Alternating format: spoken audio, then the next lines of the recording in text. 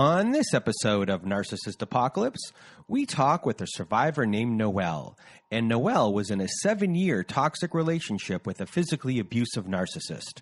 It's a story of constant blaming, jealousy, belief systems, guilt, and using religious beliefs to pull the wool over everyone's eyes.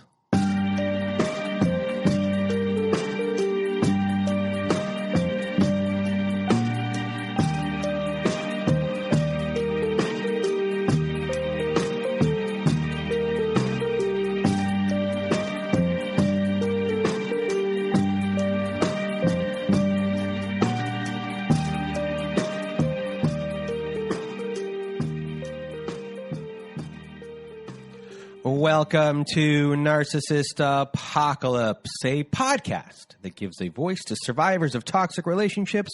I am Brandon Chadwick, but my friends call me Chad, and thanks for tuning in to this episode. So what is a narcissist, you may ask? Well, for the purposes of this podcast, we refer to a narcissist as anyone who has displayed a pattern of behavior that shows a limited capacity to appreciate others' perspectives. It is that simple. And now, before we get to our episode with Noelle, I just first want to thank everyone in the Narcissist Apocalypse community for listening to the show and sharing your thoughts by email, Instagram, Twitter, and Facebook. Also, a reminder, if you have not left us a review on whatever podcast service you use, Spotify, Apple, Google, Stitcher, CastBox, etc., please do leave us a 5-star written review, as it helps out the show a lot when it comes to rankings. Now, if you have not been to our website recently at narcissistapocalypse.com, and you do want to be part of the show, go to our website at narcissistapocalypse.com.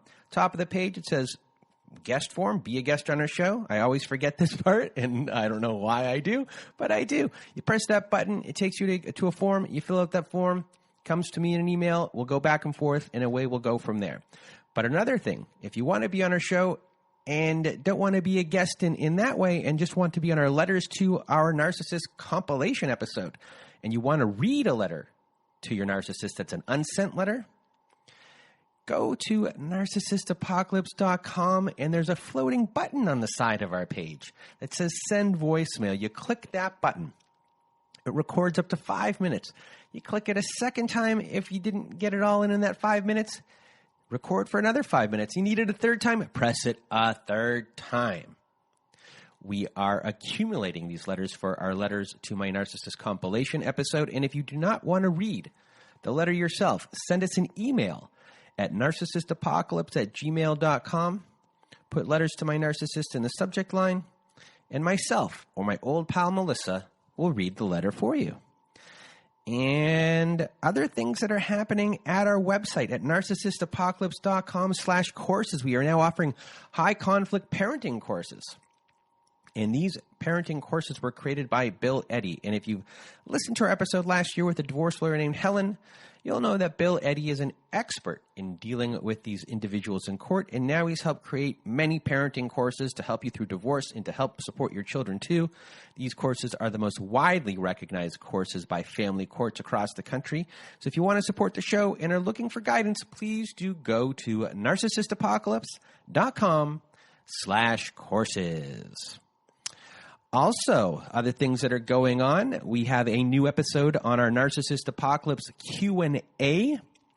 This week, we bring back Shireen Paykar, and we discuss mindfulness. We discuss connecting patterns, old patterns to new patterns. And, you know, we talk about abuse recovery. We do this guided imagery with me. Most of this episode is about me. And we use a lot of her techniques on how she helps clients. So you'll get to know me a little bit better by going to whatever podcast service you use to find Narcissist Apocalypse Q&A with our recent episode with Shireen Paykar. And she can also be found on our directory as well at abusetherapy.org. And we'll put all of Shireen's information in this podcast as well in the description. If you want to get a hold of Shireen to use her services, as she is a narcissistic abuse recovery coach. She also is involved in mindful parenting and divorce as well. And let's see here. Our Patreon, everyone. Oh, yes. You want to help support our show? Join our Patreon. And guess what? What's going on with our Patreon? We are now doing support groups every Saturday night and every other Wednesday. And Saturday night, we had a great time on Saturday night inside the support group. Hello to everyone out there who is in that group. You know who you are. We had a very good time. Melissa even showed up Saturday night to say hi. She didn't stay the whole time, but she was there. Everyone had a pretty good time. And, you know, other things that are on our Patreon. We have follow-up episodes with old guests. We have episodes that never made it to air. Sometimes we put up there episodes with Melissa and I when we discuss some pop culture kind of stuff. We do reviews on things like 50 Shades of Grey and things like that. Our Patreon is only $5 a month. You get our support groups in there. You get all the extra stuff. So if you want to become a patron of the show and a patron of our Patreon, go to patreon.com/narcissist apocalypse. And before we begin our episode with Noelle, this episode is in memory of Tigges Tackley. And in my neighborhood, only about 4 or 5 blocks away, I go to coffee across the street from where she worked. She lost her life this week in a domestic violence incident where her ex-boyfriend came into her work and took her life. And I know it has affected a lot of people in that area. And, you know, we want to keep her memory alive. So, you know, today's episode is in her memory. So with me saying that, thank you for everyone listening here today. A lot of this episode has to do with domestic violence. It's a really interesting episode with Noelle, and Noelle has made it to the other side, and I know in the future she's going to be an advocate for religious communities and women there as well. So I just want to, from the bottom of my heart, thank Noelle for being part of this show, this episode, and I'm going to get out of my way and your way, everyone. This is my episode, conversation, interview with Noelle. Welcome to Narcissist Apocalypse, everyone. With me today, I have Noelle. How are you? I am doing well, thank you. How are you? I'm doing pretty good. I'm on my 3rd cup of coffee today, and it's pretty early in the day. You're the same as me? Oh, yeah. Coffee all the time, all day, every day. All right. So I'm really, it's unfortunate that you're here, but I'm excited to hear your story because, you know, I read a little bit of the background, and I know you're going to help a lot of people. So thank you from the bottom of my heart for being here, Noelle. And now I'm going to get out of my way. You. Oh, you're welcome. And now I'm going to get out of my way and your way, Noelle. The floor is now yours.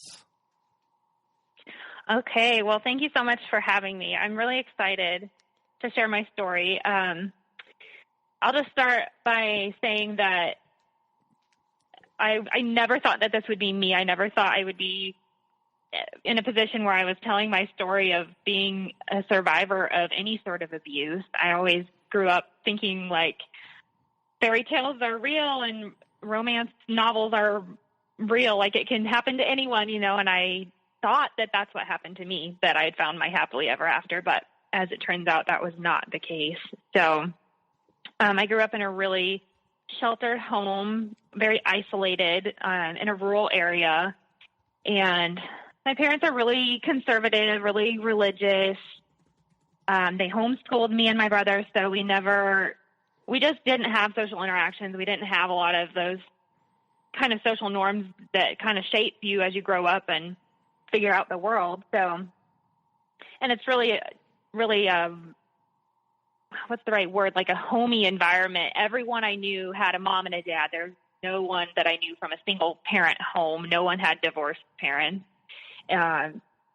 Men provided, and that was that. You know, you grow up and you find somebody to marry and you live happily ever after. I was really sheltered from the harsh reality of men who hurt women and that I just had this idea that all marriages are perfect, but I didn't think that they could not be, you know? It was a very 1950s nuclear family. In a really like backwoodsy kind of country sort of way. Yes. Okay. But also my parents weren't very affectionate. I never really saw them portray that in front of me. So I didn't have an idea of what that would look like. I never once even saw them kiss on the lips. Like they were just really, really conservative. So that gives you kind of an idea. So I just grew up thinking that my main goal is to get married and be a wife and a mom. I never dated anyone in high school. So I just had really low self-esteem. I struggled with eating disorder tendencies, just thinking like, what does it take, you know, for a guy to notice me? Like I never really even had a conversation with a boy, you know. I left home and I thought I would just find this person and I would marry him and then that would be that. So all that to say, I ended up going away to college about 6 hours away so I could have some space, kind of spread my wings and fly. And I was really excited for that, and it needed to happen. I was very naive. And I had a couple of dating relationships early on. They didn't really go anywhere.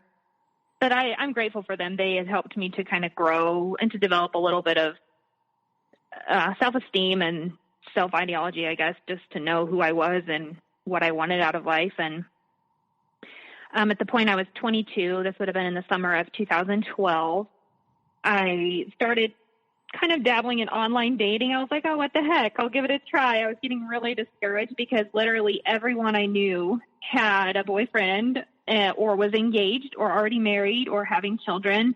It seemed that they were all just getting on with their lives and they were happy and things were working for them. And I'm thinking, what's wrong with me? Where's my person? You know, like maybe I'm just too weird. Maybe I'm too broken. I don't know. And so I gave up and tried the online dating. That didn't work. I met a lot of really sketchy characters and for whatever reason, I always followed through on my gut. If I didn't feel right about them, that I would just cut all ties, and that was that. I would move on. So I'd kind of given up. It was July of 2012, and I said, what will be will be. I'm done trying. I'm just going to live my life and go on, be free. And then literally the next day, I meet this guy at work. I was waiting tables at the time, and he came across as overly confident, overly arrogant, just that he knew everything about everything, what was going on. He walked in like he owned the place.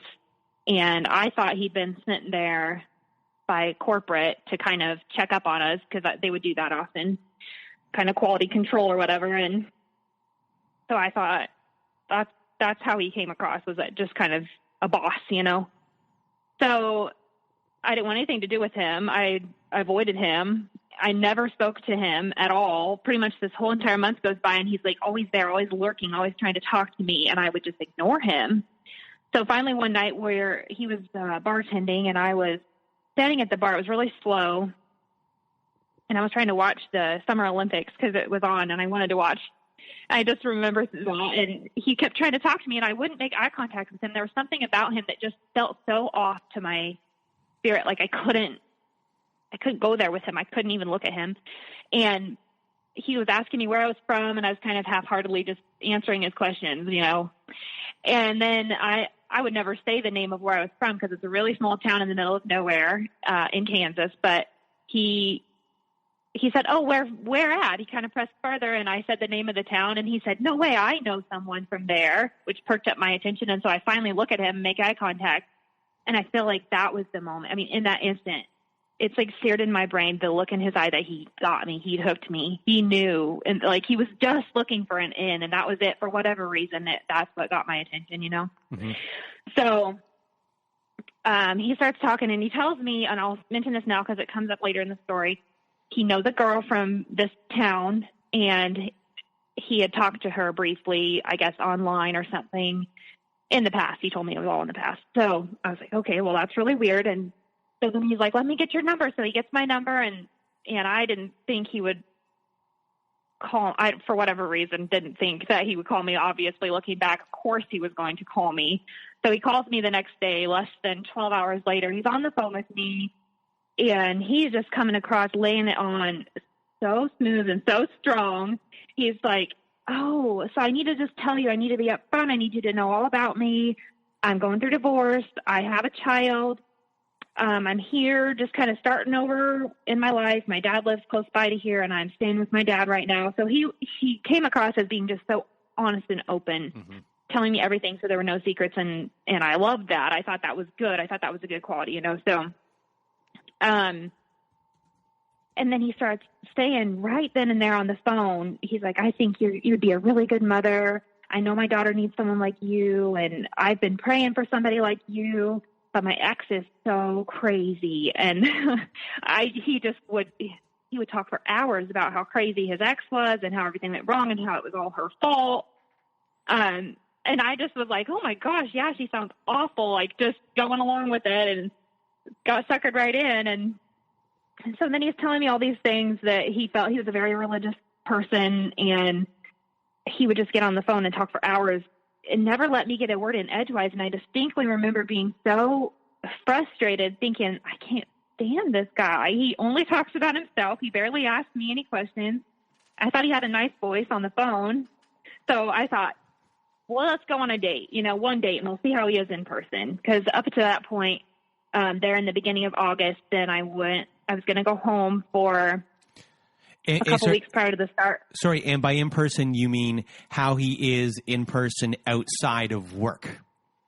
Outside of work and outside of a phone conversation, because he would call me and we'd have these phone conversations. But I'm like, we've never sat across the table from each other and like had a normal conversation about life, We haven't had a date. So when you said the word that he said, which was praying, at that point, before you even go on the date, that he's a God-fearing man, and he is also playing up family, and your belief system of family is in place here.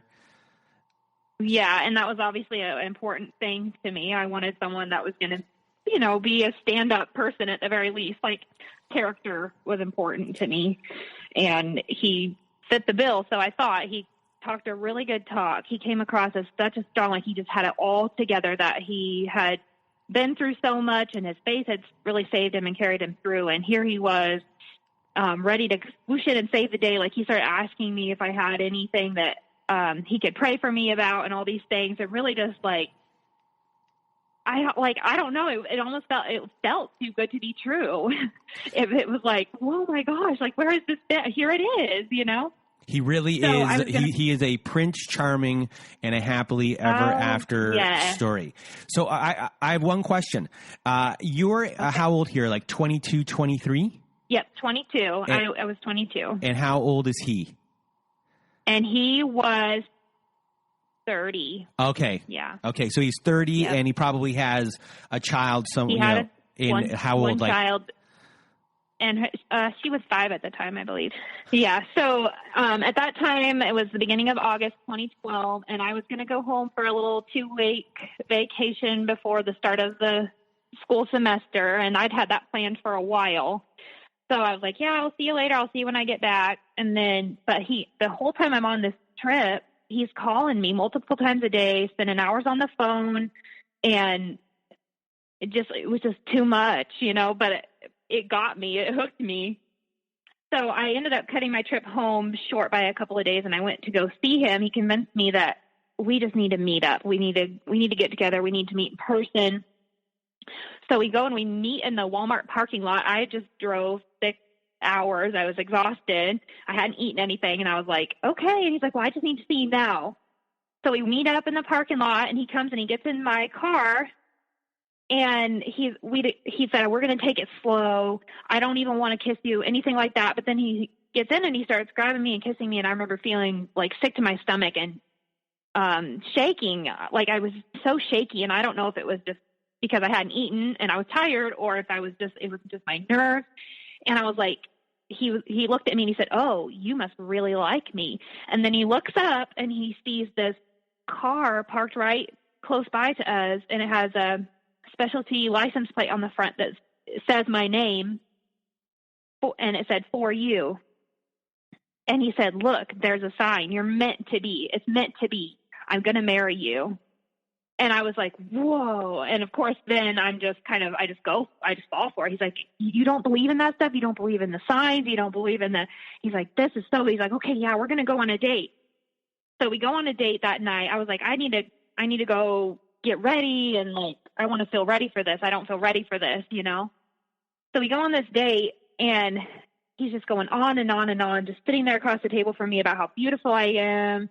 He's like taking pictures and sending them to his friends and his family. And then we get to the end of the date and he says, I'm so embarrassed to admit this right now, but I don't really have any money. He's like, can we split the cost? He worded it that way, split the cost. And I was like, okay, sure. Why not? Whatever. It's casual. It's fine. And then he contributes all of like $5 to dinner. And I was like footing the bill. A little did I know that this was the start of a trend. So we've had here red flag number one, where his actions did not match his words when you were in the car, and then immediately maybe he feels the unease and he looks at the car. All of a sudden you forget because of the license plate it's meant to be.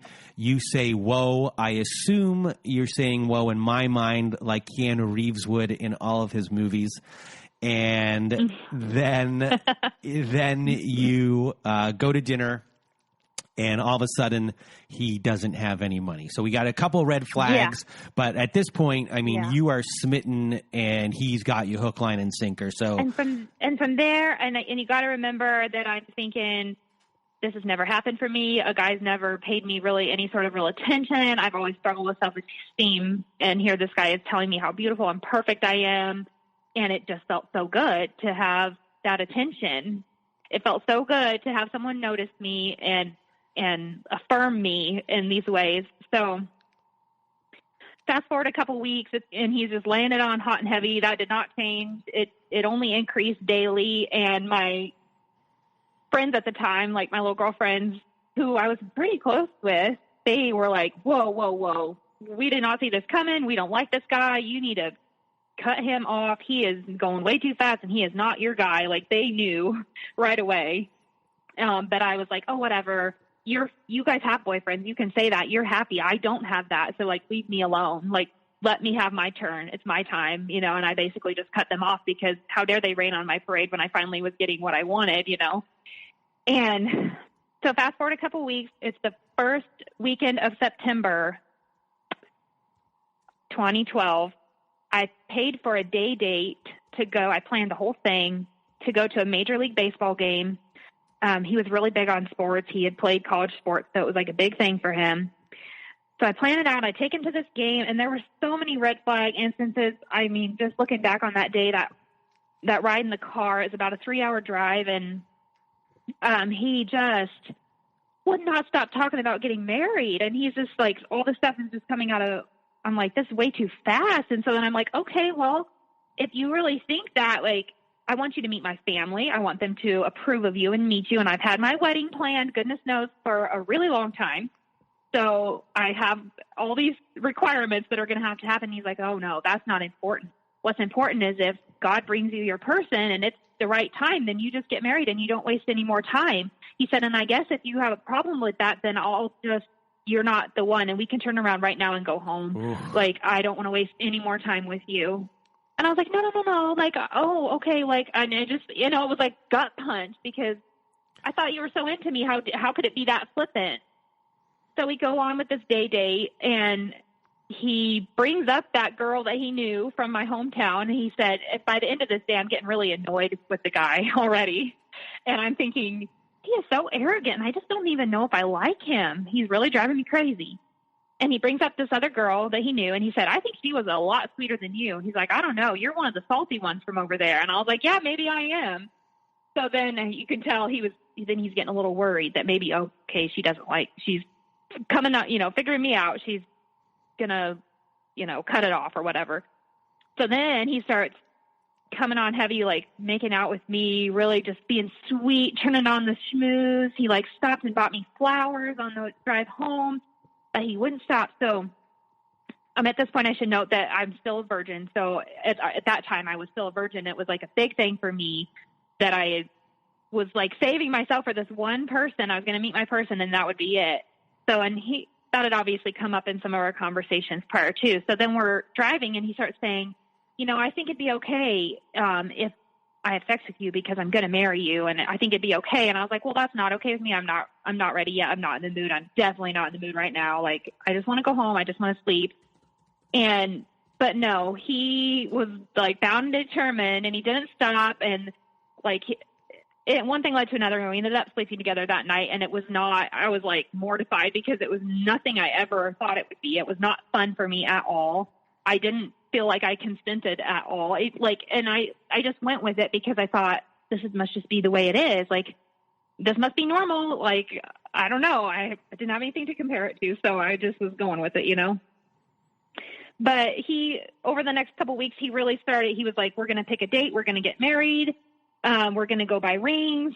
And he would really, anytime I would start to be like, no, it's too fast, he would guilt trip me and he'd say, well, don't you see how much I'm hurting with my divorce and I'm missing my daughter, my child. And I need you to love me. I need you to be with me. I need you. I want you. And it was just so much. So I specifically remember one day we go out for lunch and he nonchalantly asked me specifically how much money I have in my bank account.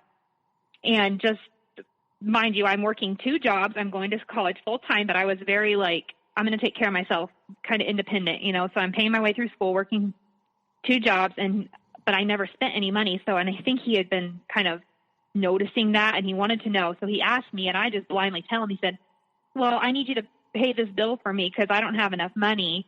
But it's going to be fine because we're going to be together anyways. And so then, it's going to be a joint bank account because that's how we're supposed to do it. That's like the godly way to do it and all this stuff. And I was like, oh, okay. I just blindly went along with it, So before you continue, I just want to really point out here to a lot of people and you have no frame of reference. You're a very, it seems like you're a very trusting person. You have no concept at all that someone like this exists. Have never thought, that I would never have thought someone was capable of such bullshit, like that they would really use someone in every possible way, shape, and form. Like, he was looking back, it's so crystal clear, but it was just like, he was like, oh, I'll take that, and I'll take that, and I'll take that, and that just works perfectly for me, and that fixes all my problems. And, like, I was his supply, like, right then and there, and I was just perfect for the job because I didn't have any reason to say no. I didn't have any point of reference to say you're crazy. Mm-hmm. So, this is September. By October 3rd of that year, he's like, we're picking the date. He picked that date. He demanded that I set it up. I find out how to get a marriage license. I do all of the things. And at that time, then his divorce was final by all of like a few days, mind you. And he said, okay, but it's fine because it's final now. So then we go and we get married at the courthouse, and I have only been officially / unofficially dating him for 2 months. And we go and we get married, and it was, I feel like I've honestly blocked a lot of things from that day because deep down inside, I knew I was marrying the wrong person. I knew I was making a big mistake, but I just so badly wanted the happily ever after that I thought, well, maybe it will just pan out, like it's going to be okay. Everything will be okay. So what did your family think about you getting married so fast? They were obviously very hurt by that. I remember thinking that day, I need to at least call them and ask them to come. I need to at least give them the option to be here. And he didn't want me to. He wanted none of my friends or family to be there, and he obviously didn't have any friends or family there. So, we get married that day. I did have one friend and her husband that came along. They kind of were, she's always been in my corner, just a really supportive gal. And she was like, yep, I'm there. If you're getting married and this is what you want, I'm there. Like, I'm there for you. And so she was sitting with me, and I remember her saying, if you have any reservations about this at all, do you? Are you okay? Are you scared? Are you nervous? And I was kind of like, no, I think it's just nerves. I think I'm okay. So yeah, it was literally, I'm telling you, the moment that judge said, I pronounce you man and wife, he was like, okay, I got her. And he just stopped. He stopped being kind. He stopped being loving and compassionate and complimentary of me. Like all those things that he was like really laying on heavy in the first few weeks. Like it just stopped. And it's literally our wedding night, if you can call it that, for what it was. And we're at this hotel, and I had bought lingerie, and I was like really excited for this night. Like it's a big deal to me. And he's like, oh, I'm too tired. I can't. We've had a rough day. Like, really, are you really going to put that on me right now? And he wouldn't even look at me in my lingerie. Like, it was like bizarre. I thought, is this really happening right now? Like, this is not, like, whatever. So I cried myself to sleep, and then I thought tomorrow will be a new day and it'll be fine. So, it was a shit show from the start. Like, it was all so fast, and I didn't have, like, I don't even know. So, let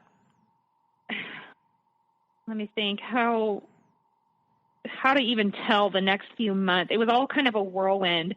He convinced me that the best thing for us to do was for us to move down closer to his mom and child. They live down in Florida. So we're going to move across the country. He said, you're going to just have to drop out of school. You're going to have to put it on hold and come back to it later. And I kind of went along with that. And so we moved down there, and on the way, I don't know he decides to tell me that he's basically cheated on me already in that short amount of time with someone very close to him. And I was like, okay, like, why are you telling me this now? Like, I don't know. It just didn't make sense. And that there seemed to be, but then so that made its rounds through his family while we're on all the way down there. They called him, and he starts throwing this pity party. He's like, no one loves me. No one's there in my corner. They're all against me. And I'm just trying to do the right thing. I was trying to do the right thing and be honest, blah, blah, blah, you know? So we get there, and he starts calling up all these people he wants to introduce me to and taking me to his old church. And right away I'm thinking, do these people even know who you are? Like, you're one person here with your friends and your fellow churchgoers, and like, apparently, you know, he had just left out of the blue, and then all of a sudden he's back and he has a new little wife and he's showing her off, and it was just really bizarre. And so we stay at this crappy hotel, and it was reeks of cigarette smoke, and he's saying, oh, you got to make this place like home. This is our home now. You know, you're the woman, and that's your responsibility. And he was super critical of me if I said no, or if I said I don't agree with that. And, you know, I think at this point I'm starting to recognize my tendency to over romanticize things. And I really kind of would use that as my coping mechanism. Like, I'm just like such a, you know, glass half full kind of, everything is always going to be okay. So, so where you are in Florida at this point, is it a city or is it a small town? What kind of place is it? It's a smallish town, but it's close to a bigger city. So you show up to this smallish town, even though it's near a big city. You're staying in a hotel. You're being introduced to people who are wondering probably, you know, this guy went away. He's now come back. You're with him. This is my wife. Did you get a sense that everyone that you were meeting was looking at you funny? Like, does she know what he's really like? A little bit. Like, maybe they were kind of like, oh, like they felt sorry for me. Like, they had no idea. Like, he had no idea. Yeah, in my mind, it's like, okay, this person's, you know, I could be wrong, but this person's exhausted all of his options here. Everyone knows him here. Pretty much. He has to go far away to outrun his reputation. Yeah. Yes, that's a good way to put it. So, It's November. Okay. So November of 2012, right after my birthday, he says, well, this isn't working out. Let's head back to the Midwest. So we've been there for 3 weeks, give or take. And he's like, oh, this isn't going to work. Let's go back. And I had just gone out and got a job because somebody's got to work and pay the bills. And it clearly wasn't going to be him. He had no interest in that. He thought he was going to sit there and, magically God was going to pay for his hotel room every week and that, whatever. And I'm like, I can't do this. I don't know who this person is. And I don't know how he's survived to this point, but I'm going to go get a job. And so I did, but I worked all of 2 days and then he's saying we're going to leave. So we pack everything back up in the car and we head back to the Midwest. And then we go to stay at my parents, which was so awkward, let me tell you, because they obviously hate him and they're mad at him and they're mad and hurt at me and how everything had happened. And everything is in jeopardy. Everything is in shambles. And I'm like, how did I get to this place? Because I said yes to this person that I should never have married. And here, how did I wreck everything up so bad? But let me tell you, it never once crossed my mind that I could have said then I made a mistake and I want help and I want to get out now. That was not in my vocabulary. Divorce was not something you do. You made a choice, you stick it out, you made your bed, you sleep in it. I'm in this for the long haul and I'm going to make the best of it. So at that point where it was Thanksgiving, it's the holidays, and he's saying, why don't we go back to where we met, the city where we were working and where we'd met and all of that. So we drive back over there. We're going to get jobs. We're going to get an apartment. We're going to live there. We're going to pick up our life. I'm going to go back to school, but come to find out everything is messed up with my school because of having dropped classes and all this stuff. And it's just this. And then I'm like, how do we fix it? I was like, don't you care? He didn't care. It meant nothing to him. And I'm like, I have put in a lot of time and effort and invested so much in this. And I'm one semester away from my bachelor's degree and he didn't care. It meant not, he was like, whatever, you can finish it later. Don't worry about it. You need to get a job. And that's that. So, that's what I'm doing. I'm working and he did get a job. He couldn't keep a job. And let me tell you, this was the first of where I started becoming aware that he couldn't keep a job because he was always pissing everyone off and just always causing drama. And I was just mind blown. And I remember one time I said to him, well, the only common denominator in all these jobs is you. I think everybody does, maybe you're the problem. Have you thought about that? And boy, he did not like that. So in those first few months of marriage, he was extremely jealous. The jealousy really started to come out, and I'd gotten a new job at waiting tables again. And so he would come and sit at the bar or sit in a corner booth, on a Friday, Saturday night when it was really busy, and just watch me all night long because he was so convinced that I was cheating on him or talking even so much as speaking or looking at another male. It was so over the top. And I just remember it was already an argument and I would be mind blown. I'm like, you're the only one I even talked to. I would never even think of such a thing then. And why would he accuse me of that? To me, that was a foreign concept. And I thought, you really don't know me at all because I'm the most faithful, loyal. Once I commit to something, I'm in, and so around this time, spring of 2013, he starts saying, I have anxiety, I have depression, I have all these problems, I need to get some help, I need to get on some medicine. And then this started what would become a trend of him always finding a new church to go to and really quickly getting in with leadership at these churches. He would lie to them and so he could get into a good position, whether it be some sort of leadership or being on the worship team or helping out with youth ministry or something. And he would try to take over and be the hero. He shows up, he meets these people at this new church, and within a matter of weeks, he's already trying to be their boss and their hero and their leader. And I just kind of would smile and go along with it. And then he would get so upset with me. We'd go home and he'd be like, you're not a very good wife. You're not very supportive of me. You're sitting there looking at me like I'm full of shit. And these people, they need a leader. They need somebody to help them. And he would just guilt trip me. It was just bizarre, For one second, for me, I'm not a churchgoer. So can you just explain to me what it is to be a leader at church and what that responsibility is? So just someone who's like, for all intents and purposes, really in tune with God and really got their life together, really like good at reading their Bible and praying and going to show up every Sunday and shake hands and, like just being there and being like one of the leaders of the church. So is it someone also that other people can come to if they have a problem that you're like that people look up to. Okay. Yeah. Okay. Somebody that's like the hero. Okay. And so anyway, that spring was the first instance of physical violence. And at the time I let it go as a fluke. And he said, I was just trying to test my physical strength, trying to test your physical strength, because we would be working out together at the time, and he was very fit and strong, and, like I said, he'd been a college athlete, so it wasn't anything for him. And I'm not, like, I grew up on a farm, so I'm not, like, a weak girl, and I'm a little taller, but it scared me because I couldn't fight him when that happened that day, and I just thought, this isn't supposed to happen. You're not supposed to put your hands on me and hurt me.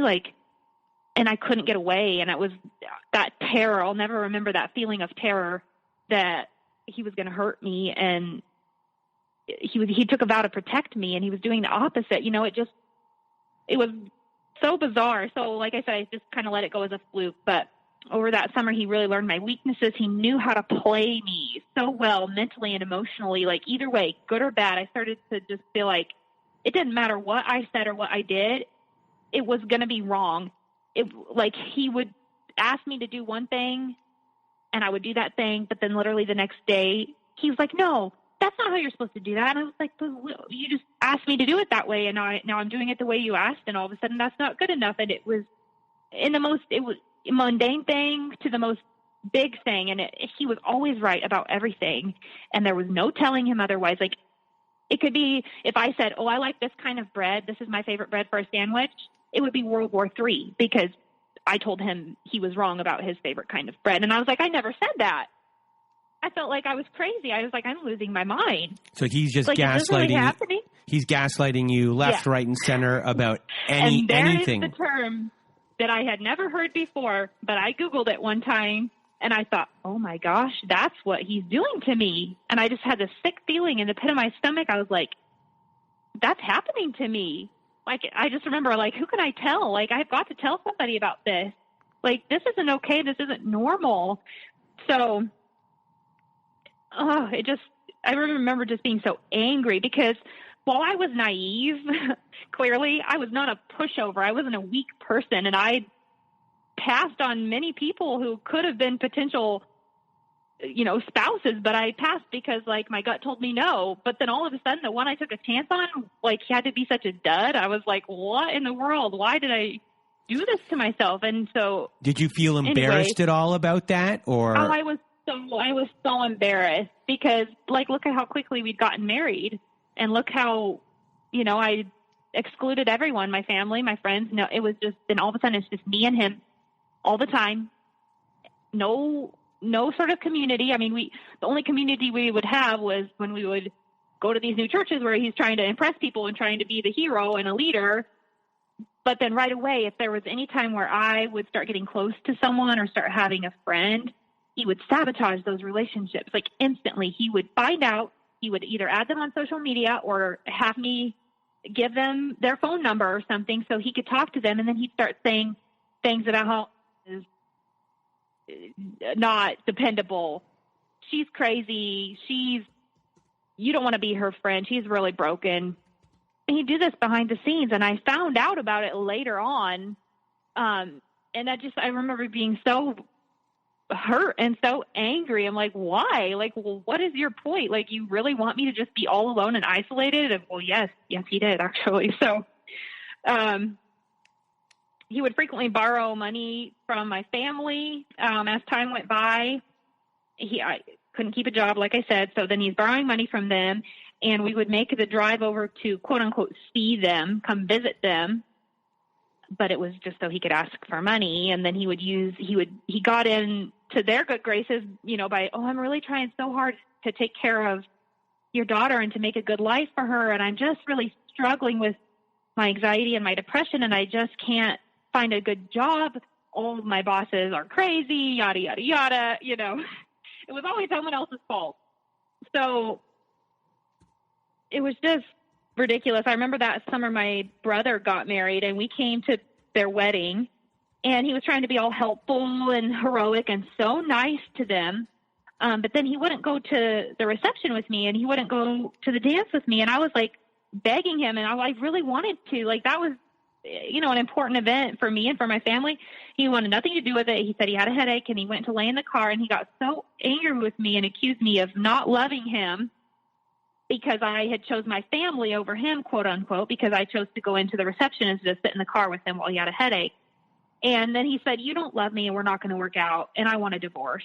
And I'm like, okay, great, let's do it. Like, I'm already done. Like, I'm over it. But I couldn't say that. I was like, well, I think we should work on it. I think we should just give it some time. You'll be okay. You'll feel better tomorrow. So around this time, I would say I started to feel really objectified. Like, I felt like I didn't matter to him unless he could use me for entertainment, for sex, for money, for praise and adoration. Like, those were the only things he wanted from me. It was just unreal. Like, I felt like I didn't matter to him. The only thing that mattered was him being happy. So and then this is early on enough in a marriage, you would think that things would still be pretty good in terms of like sex and being happy and kind of figuring each other out. But no, he was already complaining that I was so boring. It was so awful. He said, you just act like it's an act or a chore. And he's like, and then he would start comparing it to his exes or whatever, just to try to get to me, to get what he wanted, I guess. It was all just a game to him. So I got pregnant with my first child in May of 2014. At this point, he's on job number 5 in a year and a half of marriage. There's a big blur in my mind around this time. I just was kind of going through the motions. I was working 2 jobs then at that time and pregnant, and he's barely working. And I remember my first daughter's birth in January of 2015, and I remember feeling more alone than ever. And I thought, this can't be what life is going to be like. I just felt so hopeless, and he wouldn't let me invite friends to come visit her. He didn't want my family to come see her. And then when they did, he complained that they didn't bring a nice enough gift. He was just really critical of them. He was critical of everyone behind their back. To their face, he would be so, so nice. And they just sucked it up. And around this time, he really started, like, social media, I would say around that time was really when it really started taking off, at least in my world. So he was obsessed with taking pictures to put on social media, pictures of him, pictures of me, pictures of our daughter. But he would be really critical of me. He's like, why you got to ruin my picture like that? Like, you blink, or you look funny, or you look weird, or your smile's off. And he'd sit there and take like 100 pictures and just comb over them until he found the one. Because in his mind, he looked perfect in all of them, but I was messing them up. So he'd pick them out. He'd put them on Facebook, with a really nice caption. And everyone thought we were this happy little family, happy young family. They literally had no clue. And I look back at those pictures, and all I can see in my eyes is like terror and fear and sadness. And I'm like, that poor girl, she just has no idea. And she's just going along for the ride. And he's just having the time of his life, doing whatever he wants with no one to tell him no. So, but with the birth of our daughter, it really brought up a lot of things. I think he said, she's healing me as I miss my daughter from my other marriage and I don't get to see her anymore. But at this point, I really started questioning myself about everything because I was always wrong. I couldn't be a good parent. He was always telling me how to be a better mom. And I mean, I'm a new mom, so obviously there's a large learning curve that comes along with having your first child, but he would get me so in my head about everything. He would coach me. He would coach me on how to apologize to him for making him upset or for hurting his feelings. And then being the good wife that I was like, oh, okay, I'll try that. You know, I'll make you happy. I so badly just wanted him to be happy. I wanted it to work. And so I would do these elaborate apologies that he would ask of me, and then they would be wrong. And I'd be like, but I did exactly what you asked. He'd say, no, that's not what I said. And he would just change it all the time. He was constantly flipping the script, you know, changing the narrative to just to see me scramble. I truly believe he just was for his entertainment. That's how it felt anyway. I felt that I just was like a pawn. So he would project onto me these things, always saying, like, his reality. I think that was kind of the thing before with the cheating thing. I was cheating.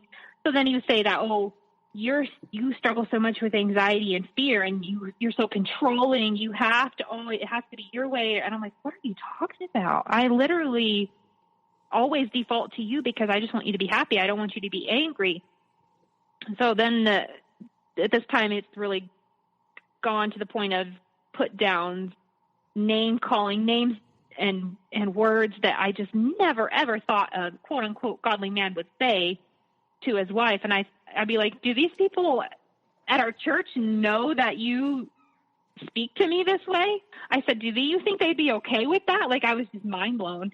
He said, you know, I don't give a fuck. It doesn't matter. It's my home. I can do what I want.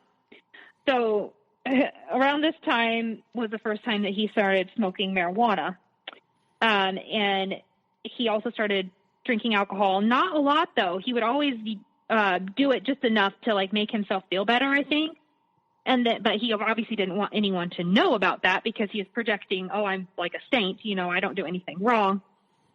And he'd press me to do it. And I always refused because I was very uncomfortable with it. Just for myself, it wasn't something I wanted to do. And I said, finally, I remember one time I gave in and I took one of those edible things with him. And it was only a matter of hours before he started using that against me. He said, how dare you use that drug while you're a mother and you're caring for your child? And I thought, just you were all but begging me to do it with you. And then all of a sudden I'm the bad guy. Like, it didn't even make sense. So I got pregnant again right away with my son, my second child, and he was born in May of 2016. And a few weeks after that, literally, little baby was all of 6 weeks old. He suggests his current job isn't working. He wants to move. He wants to move back to Florida. He wants to go back down there so he can be close to his other daughter. He thinks that will fix all of his problems. He'll be happier. He'll be close to the beach. It's his happy place. So that's where we're going to go. And the baby's all of 6 weeks old now. And then my first daughter was 1.5 years old. So I had 2 itty bitty kids under the age of 2. Mm-hmm. We literally stuff all of our belongings into the car. We drive across the country. It was awful. We had to stop all the time. To feed the baby, and the baby's crying. Everybody's unhappy. But we're driving 2 different cars, and he's just on the phone with me the whole time, on speakerphone across. And I'm like, you're right in front of me. We don't need to be on the phone. But he just had to have me in his palm all the time. So whenever I remember thinking during this move, and I was really distraught because I'm like, this isn't the way I pictured my life going. And are we ever going to be successful? Are we ever going to own a home? Are you ever going to have a good job? Are we ever going to have anything to build our future? And he said, you're not special. You're not a princess. You don't think that people go through way harder shit than this? And he would give me a bad time and telling me I was so ungrateful and so entitled and all these things. And I'm like, I'm not asking for anything special. I'm asking for normal, for you to be responsible and to take care of your children, to be the man that you say that you are, that everyone thinks that you are. But at home, I'm getting this completely different person. So we're going to make this move. He did not want me to tell my family. He said, they don't love you anyway. They're not going to miss you. Just making me feel so low about this, that this was my only option, was to do what he wanted me to do. So we go down there and we stay with his mom and stepdad for 4 months, and it was awful. I remember being I mean, not only having those little babies, but being in their space. Mm-hmm.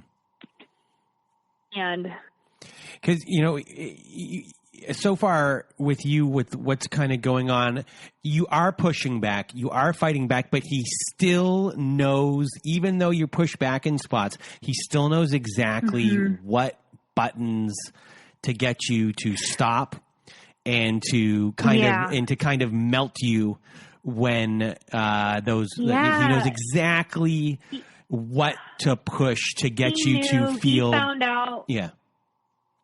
He found out early on that I have such a soft spot for flowers. Like, all he had to do was buy me flowers, and I'd be like, "Oh, look how pretty!" And I was, I'm a sap. It was easy for him, or buy me the perfect Hallmark card, and then all of a sudden the mean words didn't matter. It's like they went away.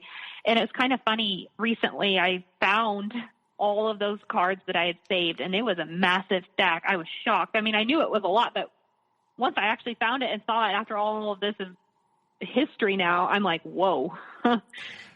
But as far as like him saying, you don't support me, like things along those lines about him and his needs, were those like the biggest things he'd say that you would, would you sit there and question? I want him to be this way, but here are all these excuses he's giving me of like, other people go through this. I have depression. I have anxiety. I have all these adversities, and no one gives me a good chance. And then it seems like when those things happen, your guilt, just because then how dare I question him or not be supportive and loving of him, because I'm his person, I'm his partner, I'm his spouse. And it was so easy for me to feel bad about that, because like, that's just, I guess, my personality. I'm so wired to make people happy and take care of people. Like, so, do you know what I call that? This time we're down. I say, can you hear me? Yeah. I call that you being a good person. Okay. Well, that's what I've been told, but he definitely used that against me. So during this time, I really felt like I was struggling with postpartum depression, and I'd always heard about it, but then I was like, I'm really just not okay. And I think a lot of it was the way that we moved and just being all alone. But I told him that. I confided in him, and I said, I need some help. I need to go to the doctor. I think I need some antidepressants. I don't feel like I'm even able to take care of the baby because I'm just so stressed out and sad all the time. And he literally says, no, you don't. You need to pray more. You're going to be fine. So, like, I just remember thinking, you don't even, like, why would I have told you that? I remember just sobbing my eyes out, and I said, why would I have trusted you with that information and told you that and been open and honest with you for you to tell me no? Like, but then at that point, we only had one car. Then when we got a second car, he wouldn't pay the registration. So I literally was just at home all the time with these two little babies and this new place, all alone. I had no support system. I would talk to my mom here and there, and he would constantly check my phones, check my social media. He like went through and deleted every single mail that was not related to me on like my Facebook. And he would go through my messages, and anything about everything was potentially something that would make him mad. Like the most mundane conversation with my mom, for instance, about like the weather or something. He said, well, why were you talking about that? Like just questioning everything. So that will make you paranoid. That will make you nervous, and you just don't want to fight. You don't want to battle. So then you're avoiding that altogether. So I would constantly just delete my messages. I never had any saved on my phone because I just didn't want to hear it. I didn't want to deal with it. And I remember him saying that, like, I know you're cheating on me because you're always deleting your messages. And I'm like, no, I'm not. But I'm not going to argue with you about it because you're going to be right either way. Whatever I say is wrong. So I just was like, oh, it doesn't matter. I just remember he would never apologize for anything. He forgot my birthday that year, and I was pretty upset about it. And then he caused the biggest argument and just raged on me. He wouldn't speak to me for a solid 2 days. And that was the first time that I experienced the silent treatment. And I thought, there is no way. I've heard of people doing this, but 2 whole days, like, this is crazy. And he was the one who forgot my birthday, and how dare I be upset or hurt by that, I was the bad guy because I made him feel bad for forgetting my birthday. Like, it just didn't even make sense. No. Well, fast forward to December of that year, 2016, and I found out I was pregnant again, and I didn't tell him for a while because I was absolutely mortified. Let me tell you, I was about to have 3 babies under the age of 3. I'm with this cat who can't keep a job, and he's not supporting me. He's not loving me. I'm not happy. I'm not healthy. It was just, I didn't want to be in that position, and I was so scared. And when I finally told him, he laughed, and he said, well, that's just what you get. Fill in the expletives. It was just, I just was mortified. Like, I was like, who is this guy? Well, we found out she was another girl, and he was pretty upset about that. He wanted another boy. He didn't want another daughter because that would have been daughter number 3 for him, including his prior child from his prior marriage. So it was just, that really started the talk of, well, I'm not happy here in Florida, and I think we better go back to the Midwest again because you're going to need the support of your family, is how he would say it. He said, you are so incompetent. You're not fit to be a mother. You need help. You need to be closer to your family so they can help you to take care of your 3 kids. And I'm like, okay, let's go. Like, I don't want to be the one to make the decision because I know you're going to hold it against me and you're not going to be happy there. We already tried that. You said you wanted to come here so you could be closer to your daughter. Everything would be perfect in your world then and you'd be happy. But in reality, he was angrier than ever. He was drinking all the time. At this time, for the first time since we'd gotten married, he had a decent job. He was making really good money, and it was like out of nowhere. And I'm thinking, okay, well, maybe, if he's making good money, at least like it'll be okay. Like he can take care of his children at least. But it wasn't enough. And he was so stressed out and anxious and angry all of the time. And then this is when the physical stuff really started. That he would just be really physically violent with me and breaking things that belonged to me just because I would disagree with him. So I thought, he's really broken. Nothing is right and nothing will ever be right. I don't know what to do. And I started Googling, abusive relationships. Like, am I in an abusive relationship? ? Like, this really can't be happening to me. I didn't want to believe the very obvious that I already knew. I just was like in disbelief and shock, and I still refused to talk about divorce, but he would drop that all the time. He would say, I want a divorce. You're not fit to be my wife. I don't want to be with you anymore. He'd go and spend hours praying, and then he would say the only time he would have time to spend with me was if he was going to talk about himself or if he was going to talk to me about how to be a better person or a better wife or a better Christian. I mean, it was weird. So when it comes to his other daughter, from his previous relationship.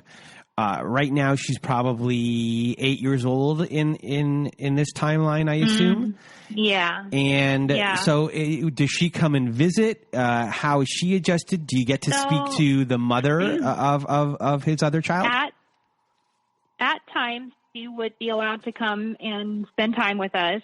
Although it wasn't court ordered anything like that because he didn't have any parenting time. He was supposed to pay child support. He didn't pay any child support to her, but she was like, okay, she was still in constant contact with him to some extent, like texting or calling, and it was off again, on again. They'd shout and scream and yell at each other on the phone, and it was just bizarre. But if she needed someone to provide childcare, she'd bring the daughter over or he'd go pick her up. But the thing was, he didn't spend like any time with her. It was me. So I would take care of her. I would go pick her up from school. I would help her with her homework. I enjoyed spending time with her. It wasn't about that, but I remember thinking, why am I doing all of this? I thought it was you that was so desperate for time with your child, and you barely spend time with her, and she's here and you don't do anything. And I remember suggesting one time that maybe, he needed to set some like TV boundaries, or she had a cell phone, and I said, she's way too young to have a cell phone, but what did I know? And I was again the bad guy because I had suggested how better he could parent, but I'm like, well, I'm just offering a suggestion given the time that I've spent with her and seeing that she's kind of struggling with school. So maybe a little less screen time would be good, and it was just, I didn't really have any conversations with her mother. Besides pleasantries here and there. And I remember one time she told my mother-in-law at the time that she felt sorry for me. And she said, this is going to end badly. I feel so sorry for that girl. She's going to have all these kids and she's going to be all alone. She's going to be just like me, only worse. And I was like, what an awful thing to say. Like, she doesn't have any faith in me. I'm not going to end up like that. Like, I just still believe so strongly that things would work out. I don't know, but I just remember thinking I'm desperate. I have a lot of regret during this time. I'm thinking, is this forever? Am I always going to be this unhappy and this lonely? Like, surely not. I was just over it and kind of feel like at this time the resignation set in. Like, I'm in a struggling marriage. Nobody knows it. He's so paranoid that I'm going to let that slip to someone. He would constantly break my phone or hurt me. So in June of 2017, so we've been married at this point for 4.5 years. We hadn't seen my family at all since we'd moved back down there after the birth of our son. And we took a road trip to visit my family in Kansas. And he was so hateful to me that whole time in the car, just screaming and yelling and raging on me. I mean, just over the dumbest things. But now the kids are getting old enough to where they're aware of it and they don't like it and they're crying. And he would tell them, "Oh, shut up. You don't cry over that. I'm talking to your mom. You shut up." But they're babies, they're little still. So, and then that really would get me riled up. I was like, "You don't yell at my kids." Like, no. Like, that was, at that point, that's when I was like, okay, like, you can say whatever you want to me. You can do whatever you want to me, but they are young and they're innocent and don't you dare break them. Don't you dare hurt them. So, apparently while we were visiting family, he said something to them about us moving back to be closer to them. And I didn't know about that. They started questioning me about it. And I said, I don't know anything about that. So we're literally in the car heading back from our road trip. And he hadn't told me this, but prior to us leaving, he had quit his job. The good job that he had finally kind of gotten a good job, he quit. He had quit before we moved, and he had lied to me about it. So we're spending all this money to take this road trip, and I'm like, we're going to go back home, and there's going to be no money coming in, and we're back to that again. We're not going to be able to pay our rent. And at this time, I still wasn't working, and I thought, this is just not going to work. Like, what are we going to do? What's your plan? And he starts saying, why don't you just stay here with your family? I'll go back and pack up our stuff, and I'll come back. And I remember thinking, no, because I want my stuff. And I already know good and well that if I don't go back and get my stuff myself, I'll never see it again. So I want my belongings. I want the kids' belongings. So I didn't say it in that manner to him, but I presented it sweetly. I said, no, let's go back together. Let's make this decision together. If we're going to move, we need to really think about it. We need to pray about it, right? It's got to be. So I would just kind of put it off a little bit. My trust is so broken at this time because I felt like he would always blame me, things were always my fault. And he ends up making the decision to move. I made it. So this was the first instance I would say where I was like, I kind of have to have some sort of a marker, like to see whether or not I'm crazy, whether or not he's lying and messing with my head.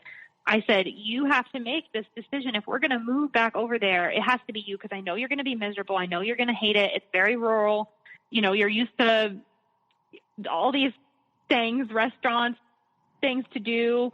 You're going to be bored and you're going to hate it. And I'm not going to be responsible for you hating that and being angry at me. So you have to make the decision. So it took us a couple of weeks, but he decides, yeah, that's what we're going to do. We're going to move. And I remember the night he said, I said, okay, so you made the decision and we're going to do it. Well, lo and behold, it's a matter of 24 hours before he's saying, this is a terrible decision. How dare you demand that we move back there? And I'm like, no, you did it. It was your decision. And we are both black and white, crystal clear about it. But in his words, no, it was me. So I remember thinking, there's no way this is ever going to change. Like, he is going to play me in every way possible forever. Like, there was no end in sight. I knew at that point that wasn't going to change. So we end up moving back here in September now of 2017. Obviously it's stressful finding a new house, finding him getting a job. I'm about to have a baby. So then the baby's born, our second youngest daughter. And I'm really, he's starting to struggle with anxiety and depression again. He ends up quitting that job. in January of 2018, and he starts using marijuana again, heavily this time. And I'm like, you can't do that in front of the kids. You're not allowed to have that in the house. I refuse to let him have that in the house. And he would get pretty upset with me, but at least, then he was happy because he was smoking his weed. So he was happy. And I thought, I don't know what to do, but we would go through this pretty rough time because we didn't have any money. And then I was going to go back to work, and we had this really bad argument one night, and he had choked me. And I didn't go to the doctor or anything, but my jaw, I couldn't open or close it for 6 weeks. I'm pretty sure it was broken, but I just remember being in so much pain, and it was so uncomfortable. And I thought, people are going to notice this. Surely, like, I'm not talking normally. I can't eat normally. Like, someone's going to notice. And my mom knew. So at this point, she started to really, she obviously was not, she was aware for a long time, but the physical part, I don't think she knew until she really started seeing bruises and stuff. And he would always be so careful to do it where it wouldn't show, to where, like, I couldn't ever call for help, that these bruises aren't going to be visible. Like, he would be careful never to hit my face or anything, except for that instance then where he did that with my jaw. So I confided in a friend. That was the first and only time I'd ever said, hey, these things are going on and I'm really scared. And she was like, I don't know, you got to get some help. Like, and she was far away. She wasn't close by, but I knew she'd gone through some stuff with her ex. So I thought maybe she would be a safe person to talk to about it. So then that Easter of 2018, we'd had a pretty bad argument, but in my mind, it was all settled down. Everything was fine. But he started giving me the silent treatment that morning. And then lo and behold, he starts packing up his things, and he puts the stuff in the car, and he just leaves. He just drives away and doesn't say a word. And I was kind of like, oh, okay, well, probably going to cool his head. It's fine. So I go and check our bank account, and it's completely drained, which not that there was much in there anyway, but there was enough to pay the rent coming up that month. So I was like, okay, what am I going to do? So me being the logical person that I am, I go out and get a job. Like, literally that day I was like, screw this. I'm going to take care of myself. I'm going to take care of my kids. I go out and I get a job. I get my family on board with it, and they're like, you're better off. This is better.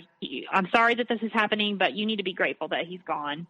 And so they're going to come help me pack up our stuff, and we're going to move, and then that's going to be it. And I remember them specifically telling me, don't you dare let him talk his way back in. But guess what I did? He used marriage counseling as leverage, and he agreed to go as long as we went with our pastor at the time. I made him call and set it up. So he comes back. He's like, oh, I'm sorry. I never meant to leave you, but, look what you did. You're so quick to wreck our family. Like, you're just going to pack up and be done with me? Like, just like that? And I'm like, no, that's what you did. I'm just kind of trying to make the best of it and, like, move on. So I don't know. But we go to this one session. We literally go to one session of marriage counseling, which, by the way, I've brought up over the years prior when everything has been running amok. I've brought it up and asked if we could please go, but he would say, no, we don't need that. We're strong Christians. We can do this on our own. Like, if you would just take my advice and do what I say, then we wouldn't have these problems. But we go and we sit down with this pastor, and I laid it all out there. I'm, bright-eyed and bushy-tailed and overly optimistic, and I told him everything that had happened, and I told him the physical stuff. I laid every single detail on the line. And, of course, he was like, well, that's not okay, and that's not okay, and you can't do that. And he said, if you're not safe, you guys need to separate until she can be safe in the home, until the kids are safe in the home. And he kind of, in the session, he agrees to this, and he's really calm and like, oh, I'm so sorry. I'm so heartbroken. I don't know how I could have ever done this to hurt my family. Well, then the moment we leave the session, we get in the car, we're driving back home, and he starts raging on me, just yelling, cussing, name calling. It's all my fault, et cetera, et cetera. I remember when we got home, we pulled up to the house, and my mom was there with the kids, and she pulled me aside, and she said, are you safe? And I didn't know what to do. I just looked at her, and I couldn't lie, but I didn't want to admit it, and I just said the kids are safe, because up to that point, he hadn't done anything to the kids. So at this point, I went back to school. I went and got my CNA license so that I could get a decent little job, and I started working at night. I didn't feel like he was safe or fit to care for the children, especially given the marijuana usage. I didn't want him to be in sole care of them. I couldn't trust him. I didn't trust him. So I would go and I would work at night, and I would come home and I would sleep for a couple hours until he would get up and go to work. And then I would just kind of nap throughout the morning with the kids. I didn't trust him. I didn't like him. I was starting to feel like I don't even love this guy. I can't even look at him. You know, I can't take him seriously. And he's on my case about respecting him and being a good wife. And I'm like, you're not wrong. I don't respect you. I don't respect you at all. I can't stand the sight of you, but I'm married to you, and I'm not going to I'm not going to just throw this away. I refuse to be a statistic. And like, you agreed that we would go to marriage counseling. So when are we going to go again? But that was a no. He said that was never going to happen again. How dare I humiliate him like that and tell that pastor everything? So we were never going to go. You know, it was something we would never speak of again. And I said, okay. So, that at the end of that summer, 2018, he was drinking pretty heavily one night, and he almost ran over our son out in the yard. And of course, I got very upset, and I panicked, and I freaked out. And he said, you know, how dare you disrespect me in front of my children? And he shoved me into the other room against a bookcase, and I broke the bookcase with my body when I fell on it. And then he had a history over the years of throwing water in my face. Anytime if we get in an argument, he would just throw a glass of water, like literally in my face, to shut me up, or like just to put me in my place. He would ask me like to hold him accountable. And then if I ever did, he would say that because he's like, well, you're my partner. You're the person who's supposed to hold me accountable, and you're supposed to help me be a better person. That's what I'm trying to do. I'm trying to help you be a better person. You're supposed to do the same for me. But I knew that wasn't true. And he would say those things. But if I ever dared to bring something to him and be like, hey, can you work on this? Or could we be better in this area? I mean, he would just flip shit. And it was like, then that's when he would get physically violent with me. So that was kind of an instance of that where, you know, I supposedly did what he asked me to do. And I was like, just a friendly suggestion. How about you don't drink and drive the car when the kids are in the yard? Like, that's a bad idea. So anyway, this happened. And then I'm going to fast forward a little bit. In May of 2019, which isn't that long ago now, that's so crazy how it all just honestly feels like a blur, where I was just kind of in and out of chaos all the time with this guy. And I found out I was pregnant again in May of 2019. So he quit his job that month, the day after I found out I was pregnant with our fourth child. And talk about a gut punch. I was sick to my stomach. I was like, how dare you? Like, again, really? And looking back, because hindsight's 2020, it was whenever there was something that was taking away attention from him, he would almost act out. It was like he had to do something to get the focus back on him. So here I am telling him I'm pregnant again, and he's upset because now I'm going to be distracted again with something else. So for whatever reason, I was really sick with that pregnancy. So that summer, he's not working. I'm really, really sick, but I'm still working. I picked up extra hours at work to make ends meet. So I'm working full time, sick as a dog. And I remember coming home one summer, and he's literally just laying in bed all day, every day, smoking weed, miserable, depressed, barely lift a finger to take care of the kids. Besides, you know, he would do these grand gestures with them, like go out and buy them a lot of toys, or take them to get ice cream or something, but he wouldn't spend time with them. You know, he couldn't be bothered to sit down and read with them or play with them on the floor. But if I did those things, he would get jealous of me. And like, he was so upset. He'd say, you run this house like it's preschool. Like, what about me? What, like, don't I matter? And I'm like, yeah, but I have these children, like they're my world, and I'm going to take care of them. I'm not going to give them a bad childhood just because you're unhappy with me. Like, it was just bizarre.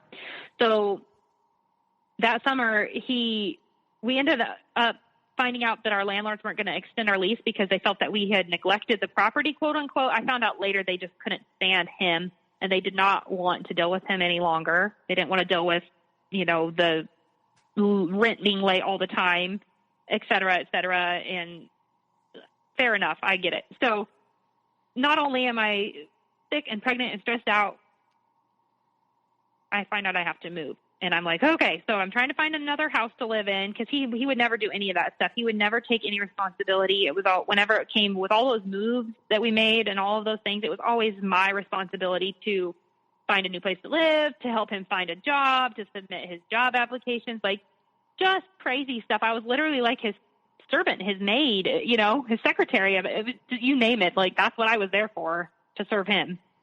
So I rarely interrupt anyone during the story to make a comment about their partner, but I dislike him so much for you. Good, me too. And I'm sure everyone else is thinking it right now, and I rarely do this. But that's how much, you know, you telling the story got me to say this, because I want to hurt him myself sitting on this side. Well, I just wanted you to know that. The fact that, thank you for being on my side. Though the landlord, the one that didn't want to renew our lease because of him, he literally pulled me aside and told me that one time. He said, I just want to punch this guy in the face for you. I am so sorry. He's like, I'm appalled. He's like, I would never, ever have believed or imagined, and I am so sorry that you are going through this. Like, he knew. He was an older gentleman, he and his wife, and they knew. They were so kind. I just remember being like, I felt like I'd let them down, and I was disappointed that I had let them down. You know, I thought, and he told me my ex would say, it's your fault because you haven't been taking care of the house, you haven't been taking care of the yard or the property. And I'm like, hello, I have been so sick with this pregnancy. Like, no joke, I would be on the couch throwing up every single day. And I had like a weird heart condition that came out with it. Like, all this stuff came out of nowhere. And I think part of it was probably anxiety, truthfully. Just like, I was petrified of having another kid with this guy. And I didn't know what my future was going to look like. And it was just too much. My body was like freaking out. Like, we can't be doing this again, you know? So, fast forward to August 1st of 2019. He can barely be bothered to help us move. I have to get my dad and my brothers to help us move. He comes and he kind of helps with the heavy lifting, and he's like, well, I got to go to work. And I'm like, okay, so work, what job? Because he never did tell them that he wasn't working. He like made it so that, I have to add this note about, in the beginning of my story, I talked about the girl that he knew from my hometown. So at this time, we had gone to this church a couple times in my hometown where this girl lived. She's married now, has her own family. So during this summer, while all this stuff is happening and I'm miserable, he finds a way to get the phone number of every single female that goes to that church. He texts them or calls them or Facebook messages them, something, finds a way to contact all of them and say, my wife is really struggling. I need you to pray for her. I need you to send her encouraging words. She's going crazy. I think our marriage is falling apart. It's all her fault. She has gone off the deep end. She's about to have this fourth baby, but she can't handle it, et cetera, et cetera. And I'm humiliated. I'm like, what in the world? Why would you do that? Why would you reach out to all of these people? And that's a lie. First of all, that was not the long and the short of it at all. And so, but this gal that he knew from before, at this point, she says something to her husband, like, I feel really uncomfortable about this, because word starts getting around. I mean, it's a small town. Everybody knows everybody. So they're like, something fishy's going on here. And she went and I guess had talked to other people in the church, and they said, we don't ever want you to come here again. We don't like you. We don't trust you. But that was all my fault, if you ask him. It was just a bizarre incident. I just bring it up because it's so weird how that all ended up coming back around to that person that he said was nicer than me. And then she like made all this drama because she felt uncomfortable with him. Mm-hmm. But so this is all of, a little over a year ago, October of 2019, when I found out that fourth child was another girl. He went downhill big time. He downward spiraled. The weed use started up again like crazy. I mean, I'm talking, he's just blazing high all day, every day. He's absent, completely absent with the kids, except for, like I said, random grand gestures with them. And at this time he is working. He starts making a little bit of money. He's doing okay. So then every weekend he's like, let's go for fun. Let's go do something fun. So he goes and he'll take us on these little weekend trips and spend all this money because he's making money all of a sudden. And he'd take all these pictures and post them on social media, and everybody's like, commenting, he lived for those comments and those likes on those pictures. And he said, look at this. I'm such a good dad. I'm taking care of my kids. They're so blessed. Everybody's happy. And I'm just like, oh my gosh, like, when is the hammer going to fall? Because it's only a matter of time. At this point, I already know, recognize the pattern. So, he's very upset about this baby being another girl. Last Christmas, so about a year ago at this time, he just starts being hateful and awful with my family. But I'm really trying hard. Like, let me tell you, I'm still working at night, but I make him dinner every night. I always have the house cleaned. His laundry is done. Like, I'm really trying hard. I don't know what else to do. Like, I've literally done everything, and he's just not happy. So in January of this year, 2020, we'd had a pretty bad argument, and I kind of told him enough is enough. Like, this year something's got to give. And little did I know what was about to happen. But so that month, I'm 9 months pregnant, and he did the whole choking, smothering, hurting me thing again. This time the kids saw it. They witnessed that. He pushed me down and broke our dog crate by me falling on it. And I was so scared that, something was going to happen to the baby. So I go to the doctor, make sure everything's okay with the baby. There were no bruises that showed. And I remember thinking, this is it. He said, you know what? I think you want me to hurt you so you can call for help and so you can be done with me.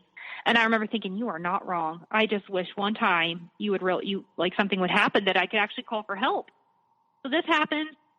I still can't call for help. I knew in my pit of my stomach that I could not call for help. If there wasn't anything visible, they wouldn't remove him from the scene. Because of the front that he puts up, such a good, smooth talker. I knew it. I just knew in my gut that they wouldn't take him away, and then I'd be left with him, and he would kill me. He would be that angry that I blew his cover like that and called the police on him in front of his kids, and that would be the end. He would kill me. So I lived with that fear and anxiety, like, all day, every day, and I was a mess. And I remember then my daughter was born in February of this year, my youngest, and the night that I went into labor with her, my mom was there. It was a snowy night, so I'd had her come to stay with the kids. I thought she was, I was going to have the baby soon. And sure enough, so he's high as a kite, passed out in bed, and I honestly didn't care anymore because at least then he would be happy and he'd be nice, So I was like, whatever, that's fine. But she couldn't wake him up, and I'm like, at this point, I need to go to the hospital. My water's broke. It's my fourth baby. Like, she's coming in a hurry. Like, we need to go. But she couldn't barely wake him up, so he comes finally to take me to the hospital, and he's like, moaning and groaning about how he doesn't feel good, and it made it all about him. After the time that she was born, he held her all of maybe 4 times.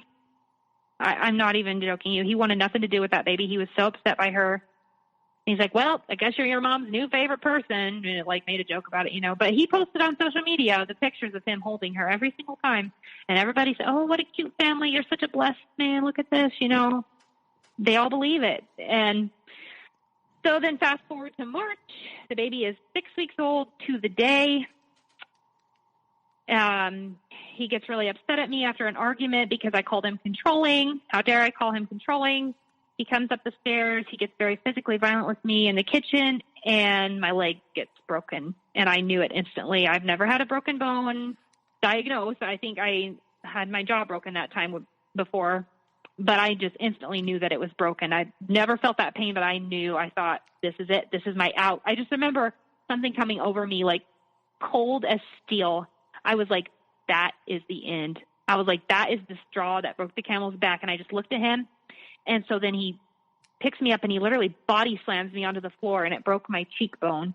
And he's laying on top of me just screaming and yelling and like pinning me down, trying to choke me. And the kids saw this, and I remember I could just see them and I could hear them screaming and crying. And I said, get off of me. My leg is broken. You have to get off. So I knew I couldn't call the cops right away. I knew he would just break my phone. A matter of time passes. I ended up sending a text to my mother, and I said, please come. Don't come in. Call 911. Don't come in until I say come in. So this whole time this happens, and then he's sitting there raging on me in the kitchen, just going on and on. He's like, how dare you? How could you do that? And he was equally like making a mockery of me and saying like, what did you do? Slip and fall? That's not a fucking broken leg. It's a sprained ankle. I'm like, no, it's not. And I just let him. I just sat there and I just kind of let him. I just looked at him, And the way I imagine it, it's almost like I'm watching a movie. The way I see myself and him just sitting there, just looking down on me, just going off with spewing such hate, like ugly words. And I remember thinking, it's just like set a timer until the police get, I am done. This is my ticket to freedom. And I remember being equally happy and terrified. And obviously there was a lot of adrenaline because the pain of the broken leg. And I'm just sitting there and waiting for the police to come.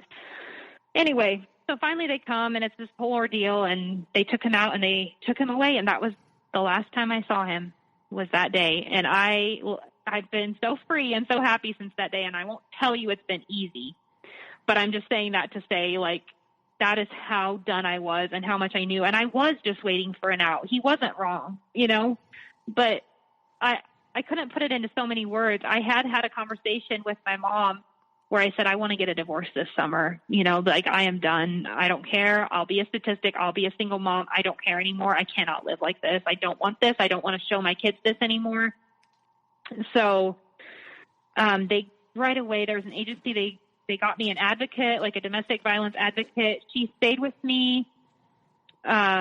She spoke with me on the phone every day. She really helped me to stay strong.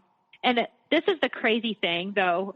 I remember just apologizing. I apologized to the police. I apologized to my mom. I apologized to the doctors and nurses at the ER. I'm sorry to be so much trouble. I'm sure it's not broken. Just, wrap it up and I'll go home. Like, I was so conditioned at this point to just make excuses for him and to not be a father. And like, I just remember, and they're all standing around looking at me. That day is etched in my mind. They're all standing there looking at me while I'm sitting in the ER, and they're like, what do you want to do? It's your move. It's your call. You have a choice. And I was like, it had been so long. Like, I don't even know how to tell you, like, the person that I've become through all of this is so much stronger than the young girl that malignly fell in love with this guy. But so, fate would have it with COVID, and it was happening at this time, and they literally shut down everything that same day. So for whatever reason, the charges weren't filed right away. But when they finally were, a couple months later, the district attorney here in the state, or in my town at the time, she calls me up and she says, have you ever heard of narcissism? This guy's a textbook narcissist. And I said, I guess maybe a couple other people have mentioned that to me before, but no. Like, how crazy am I? I remember in the early years, he had said something about that. Well, my ex-wife called me a narcissist once, but I'm not that. I've cured that. I've done the work, and I've cured that. And I've prayed, and God's healed me of narcissism. And I remember, so then this lady tells me, and I Google it, and I read about narcissistic personality disorder, and I'm reading the bullet points there. I'm like, this guy checks every single one. Oh my gosh, I didn't even know. And so then throughout that, I found your podcast. I found support groups. I started going to therapy. I obviously had a lot of time to sit and think with a broken leg. And I'm grateful for it, in all honesty, because it gave me so much time to just really decompress and to figure everything out and to heal. I'm not where I want to be yet by any means, but I'm just so grateful that I've been able to be free and to go on this journey of discovering, like, what happened and what went wrong and who he was and how he was and who and how I am, kind of understanding better what happened and why it happened, and going forward, like, not ignoring red flags for one, but just to never question my worth ever again, and to never let anyone define that for me, especially someone who's mistreating me. I mean, not out of the question. So you're here, you're talking to me now. It's been, I guess, 8 months, something like that, since. Yes. So yes. Almost to the day. As far as where did you ever have any fear that he'd just show up again? Yeah, that was a big concern. I got a protection order right away. I moved out of our house within a matter of days. I had help. We packed it up. I notified the landlord, and I said, I'm not going to repeat what happened, back in 2018 when I had my chance to be free and I didn't take it. I was not about to let that happen again. So I had that protection order in place. I filed for divorce right away. I had my advocate, like I said. She was such a godsend, really, really helping me to understand everything and just stay strong. And my family, I obviously needed help with the kids. I couldn't care for them, let alone myself and my broken leg. So I had surgery on my leg, and all of this stuff is happening. I guess, had left the state. I haven't seen I mean, he did break that protection order, obviously, multiple times, indirectly, not directly, but indirectly through phone calls, texts, emails, and every single one of those is a strike against him.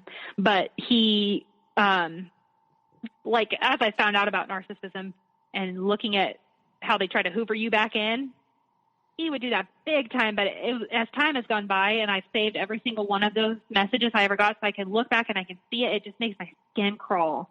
Like, it is textbook the way he was trying to suck me back in and the things he tried to suck me back in with. So anyway, long story short, I mean, it's done now. The divorce is final. He didn't show up. He hasn't showed up. He hasn't paid a dime of child support, which I mean, I should have known. I should have seen how this all played out with his ex, his quote unquote crazy ex. He apparently had told everyone in the town where we were living here that, I'd ran off with another man and gotten pregnant again already. I'm like, that's ridiculous. First of all, just had a baby in February and that's not happening. So, yeah. So how are you dealing with your day-to-day as far as shame or guilt go? Have you been able to really come to terms with what's happened and understand that, you have been conditioned in that time to, is that been a big thing? Did it take you a while or was that kind of quick? I think it did take a couple months. I'll be honest with you. I think the first couple months were pretty rough. And like I said, I'm really grateful for that time that I had to really sit and focus on it. I couldn't run off and get a job and work. I just had to sit and heal my leg. And I was forced to just be present in my feelings and learn about this stuff. And I was so codependent and conditioned. I mean, that's a long time to be married with someone, especially how it happened so quickly in the beginning to where we were just married right away. It wasn't like a long engagement or a long dating history or anything. It was just, I was just married to this man for however many years. So, I did feel a lot of shame. I felt a lot of guilt, kind of that things had went the way they went. And then it was like, as time went by, I had a really good therapist and I still see her because I believe in doing the work and I want to get down to the nitty gritty of what happened inside of myself so long ago that I let someone define my worth by, their mistreatment. But it was a process of forgiving myself for letting that happen initially. I felt a lot of shame. I'm like, I'm so embarrassed. I cannot believe that I was so naive. And as I've done all of the journaling and soul searching and like really getting it all out, it's like a layer every single time. It's just like another layer of healing and another layer of self-love and self-acceptance. Like, you didn't know better. People make mistakes. You made a bad choice. You believed the best and it didn't pan out for you, but it's not your fault. That's the thing I just have to forgive myself for. So yeah, see, you used the term forgive yourself. I've sat here and listened to your story now from beginning to end, and what you went through from the beginning of who you were as a person and not knowing that these people existed, trust, your belief system of what a marriage should be. And it's amazing, I've heard so many stories that it's amazing how one little belief can dictate how someone acts or the length that they'll go to protect that belief of what they've believed their whole entire life. And then once that belief system was in there for you, it made you stay maybe a little bit longer. And it was within that time that he really dug into you. And really was able to figure out every single little button. But, right off the beginning there, I mean, he had you hook, line, and sinker. I mean, you had no chance after a certain point, zero. And, when you say I had to forgive myself, I don't see any forgiveness needed. I mean, this guy was just... to a certain level. I mean, probably around year 4, I'm sitting here and thinking to myself, you started out, as this person, and year 4, you're at a bottom of a well. you're by yourself. You can barely see any light out there. You kind of resigned yourself, like, this is my life. Mm-hmm. This is, and not that you gave up, but you were like, this is what was there. And that was that belief system, still kind of running you, that this is what it is. And in your mind, it's like, you needed that proof. You needed that one physical thing. And it's, for a lot of people that don't understand, a lot of people say to themselves, like, you needed your leg broken for that to happen. And it woke me up in a hurry, that's for sure. And a lot of people who've never heard this kind of stuff will probably think that, oh my God, I can't believe it would get to that point. But here's a story. Your story is just a great example for people to really understand how someone who can, see one thing and then be brought into this world, be systematically broken down, and then have to get to that point for, and, you did nothing wrong. And you know what? One of the interesting things he said, he never admitted any fault or took any blame or apologized in any genuine way via any of those emails or texts or anything. But the one thing he said is, you have gone and wrecked our normal. How dare you? Look what you have done to our family. It was always like some version of that. And I just remember being shocked. So I just am shocked. During when I'm on a call with everyone, I sometimes I'm typing away little notes here or there, and you should have seen the look on my face when I wrote down here, this guy is always looking to blame something on somebody, no matter what. And the look on my face while I was typing that, I'll remember this call forever for just that little moment, because you should have seen, like, I was feeling it for you. And I think everyone today who's listening to the story was. And, I'm just happy right now that you're safe, your family's safe. I'm so grateful.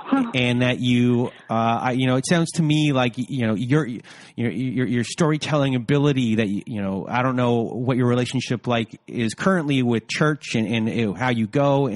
But for people within those types of communities, I mean, you could be such a powerful advocate for people who, honestly, sorry, continue. I just believe that is, through this whole thing, that's something that stood out to me. Since I was a little girl, I've always said I want to write a book, and I've always loved to write. I'm not really much of a public speaker, but as I've grown and matured, I feel like I have nothing to fear now. Like, if I lived through that and I'm still standing, and I'm sorry, but I'm a fucking warrior, and I'm a survivor, and I'm a good mom, and I'm not about to let this go to waste. I want to blow the cover off of these people, because let me tell you, I know he is not the only one, and they hide in churches. And they hide and they take advantage of good women, and they hurt kids, and they break families, and they blame it on everyone else. And I want so badly, if at least one person gets anything out of this, I feel like that's a win. So yeah, I'm grateful for my chance to tell this story and to get it out there. It feels really like a big part of the healing process too. But I don't have anything to hide anymore. And, I know my worth. So, Noelle, before we end off today's show, what are your words of wisdom or advice for everyone else out there who's going through the same thing? Well, first of all, if you're in any sort of position where you're maybe dating someone like this or considering dating someone, and you have noticed red flags or things that don't sit right with you, trust your gut and go with your intuition. It is not wrong. And you don't want to look back and regret and think that, well, maybe these red flags will change. No, they probably won't. If it's too good to be true, it probably is. So know that you matter, and know that you deserve the best. And if someone that tells you they love you is stealing the light in your eyes by traumatizing you, that is not love. What is happening to you is not love. It is abuse. And you have a choice. You have an option. You can get out. You can get help. You can live a whole, healthy, free life on your own. You do not need that person to define you. You will be okay. And you can forgive yourself, and don't beat yourself up. If you're already past this, like I am sitting here, and I've gone through so many months of what the heck were you thinking, girl? Like, come on, don't beat yourself up. Your journey isn't over. Forgive yourself and go live your best life. Well, Noelle, thank you so much for being here with me today and sharing your story. I'm happy that you're going to have a Christmas with no drama and feeling relieved. And I'm so happy about that. So I'm just happy for you and your kids and for your family that you're on the other side and you're healing. And I know your story today is going to help so many people. So from the bottom of my heart, thank you for being here today. Thank you. And for everyone else out there who is listening, I hope you have a good night.